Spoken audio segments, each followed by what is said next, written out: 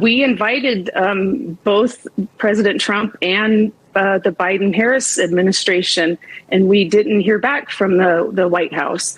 We were happy to welcome President Trump to lay wreaths with all three of our families and some of our wounded from that day. The Afghanistan war cost you $14 trillion. Julian Assange, thank God, who is now free, a free man, said the function of the Afghanistan war is not to end it, but to prolong it, because it provides the opportunity to drain public resources and put them, via tax, into private hands. That $14 trillion was 50% enjoyed by military-industrial complex companies like Raytheon, Lockheed Martin, Boeing, etc. Now, we have a squabble and a spat over the cemetery visit at Arlington. Some saying that Trump was exploitative and there was a bit of hustle and bustle at the cemetery gates. Hey, I'm getting perilously close to quoting Morrissey here.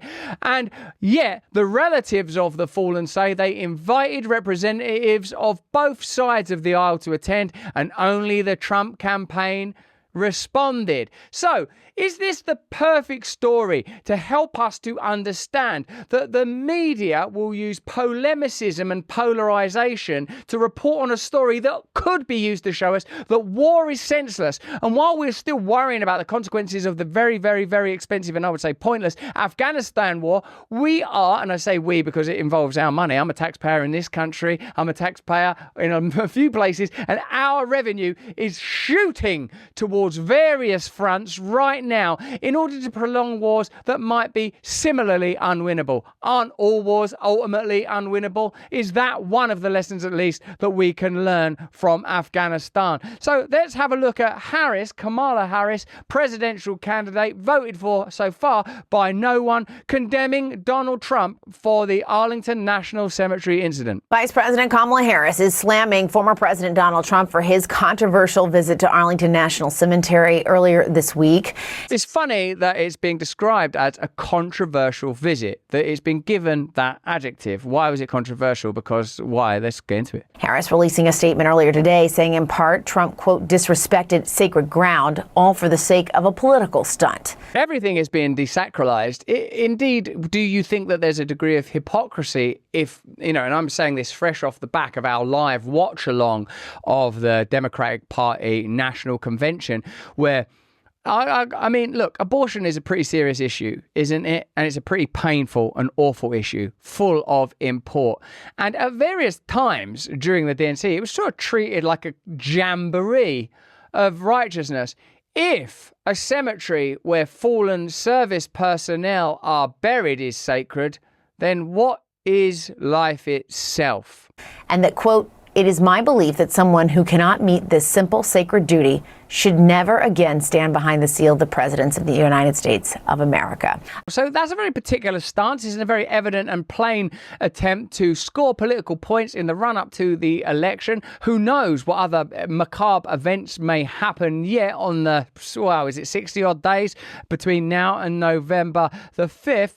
And here is Senator Tom Cotton responding to, I suppose, that narrative. Bottom line, though, I guess, Senator, is it ever appropriate to make campaign content at military gravesites? He didn't take campaign photos there. These families, Gold Star families, whose children died because of Joe Biden and Kamala Harris's incompetence, invited him to the cemetery. And they asked him to take those photos because, as they told me yesterday, when I spoke to Kelly Barnett and Darren Hoover, the parents of Taylor Hoover, who has Arkansas ties, they don't get to go to the beach on Labor Day. They don't get to have barbecues. This is their one chance to have a memory of their children, to commemorate their service and to honor their sacrifice. They wanted President Trump there. They wanted to take those photos. Oh, that's a pretty different perspective from the one we're being offered by the Kamala campaign. Let me know what you think if you believe that and I've heard it called a movement, Kamala Harris movement, somehow being presented as anti-establishment while she's been in office for 4 years and is campaigning to remain in office,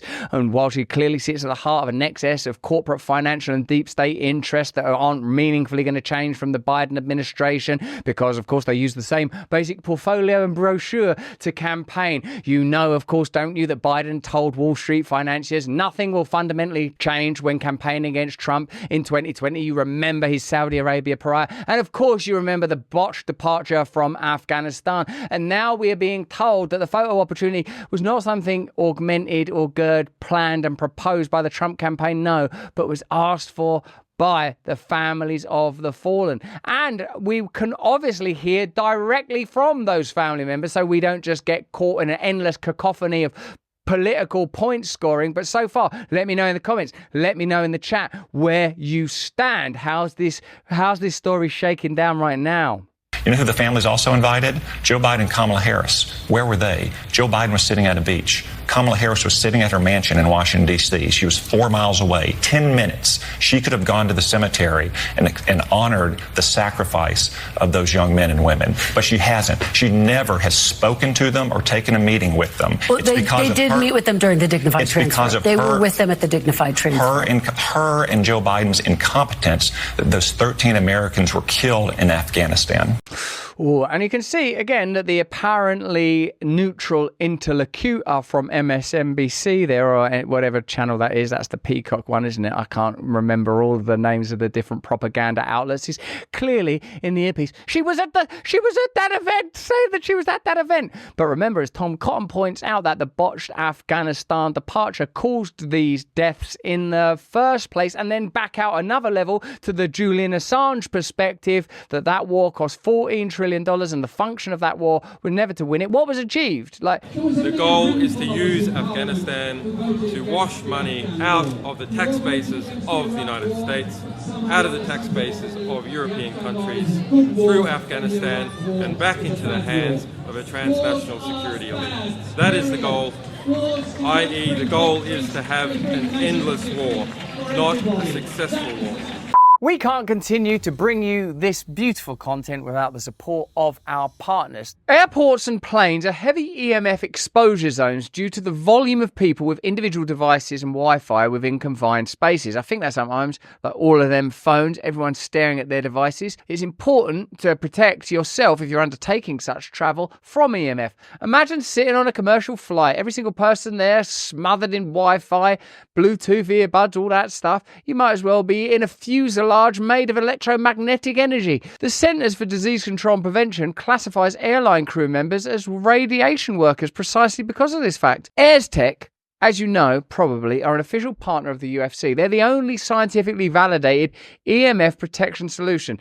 Hang that little thing around your neck. It sups up those sweet little problems. AirTech uses EMF modulation technology that is trusted and used around the world. Go to airstech.com/pages/Russell-brand. Use code Russell30 for 30% off. That's code Russell30 for 30% off. Give yourself the advantages that these devices represent.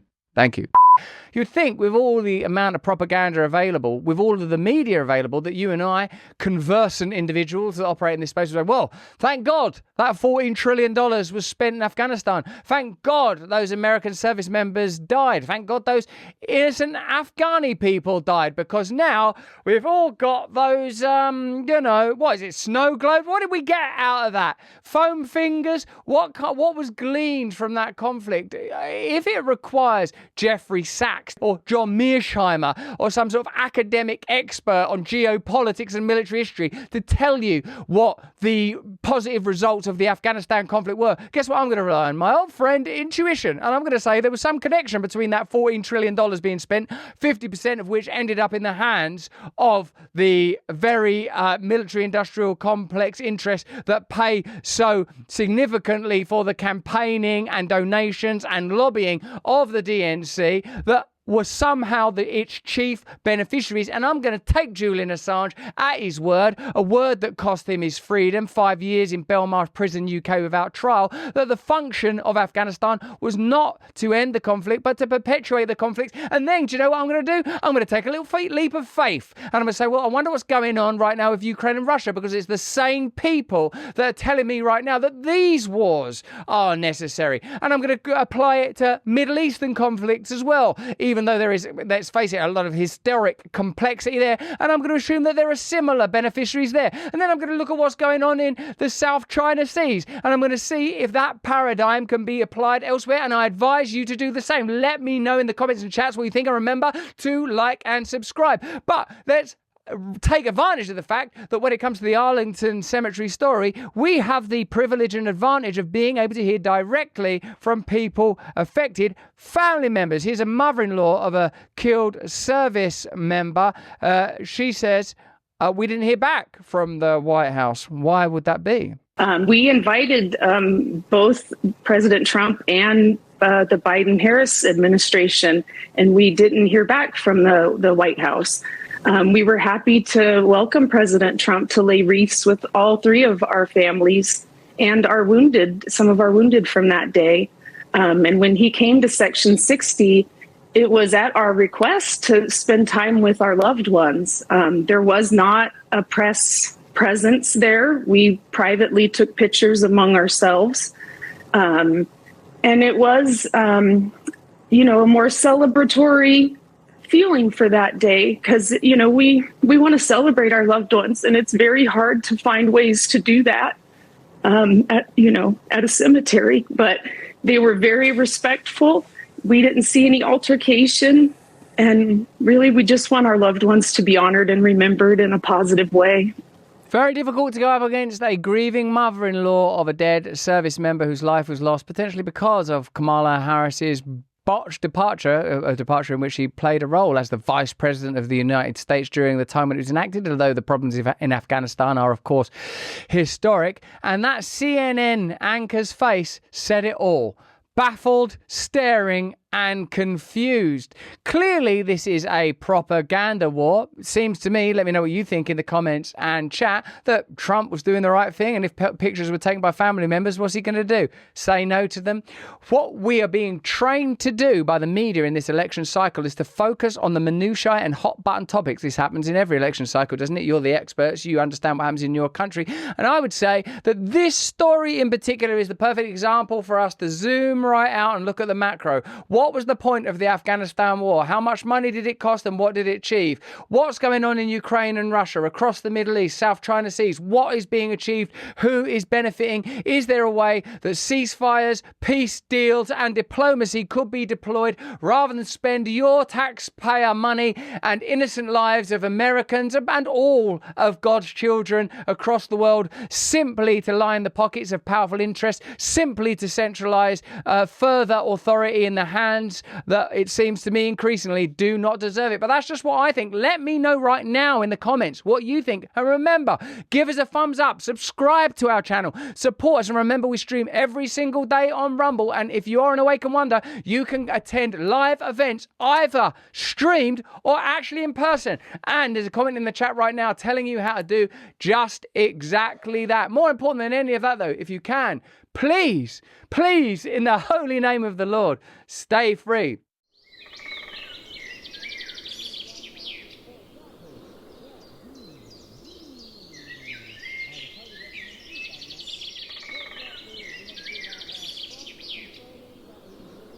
Hey, thanks for watching. If you want to see more uncensored content where free speech can flourish, join our live stream. Click the link right here to watch the next video if you want to, or become a member of a growing movement. Download the Rumble app and you'll be informed every time we make a new piece of content. Stay free.